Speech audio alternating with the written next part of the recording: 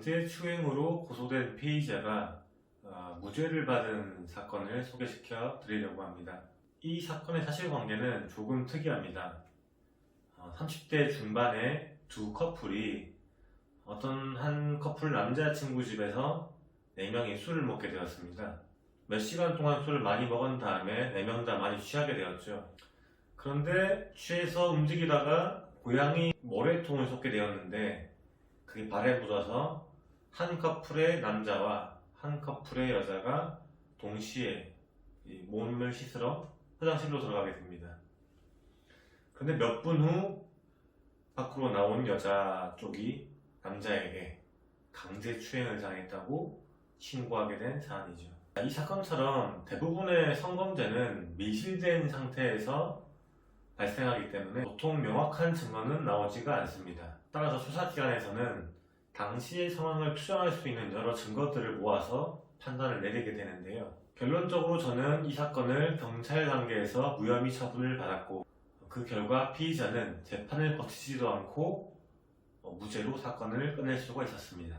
그렇다면 제가 찾아낸 이 사건의 무죄 이유는 무엇이었을까요? 이날 피해를 주장하는 여자분의 남자친구는 이 여자분이 울면서 화장실에서 나오자마자 주방에서 후라이팬을 가져와서 이쪽 반대쪽 남자를 무자비하게 때리고 심지어 식칼을 들고 와서는 휘두르다가 이 남자 쪽의 여자친구에게 피해를 입히기도 했습니다. 이 때문에 피해를 당한 커플은 이 남자를 특수상해 등으로 고소를 했는데요. 강제추행을 주장하는 여자 쪽 커플은 강제추행으로 고소를 하지도 않고 있다가 특수상해 등 고소가 들어오자마자 강제추행 고소를 해야 하는데요.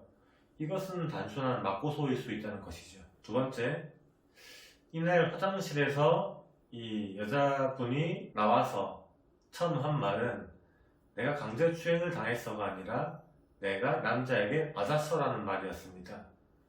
강제추행을 당했다면 물론 내가 추행을 당했다라는 말을 처음으로 했겠죠. 세 번째, 이날 강제추행을 주장하는 커플의 남자친구의 특수상해 때문에 경찰이 출동을 했습니다. 이때 출동한 경찰은 커플 4사람 모두에게 피해 사실이 없는지를 물어봤었는데요. 이날 이 피해 여성은 경찰이 앞에 있음에도 불구하고 자신이 강제추행 당했다는 말은 전혀 한 바가 없습니다.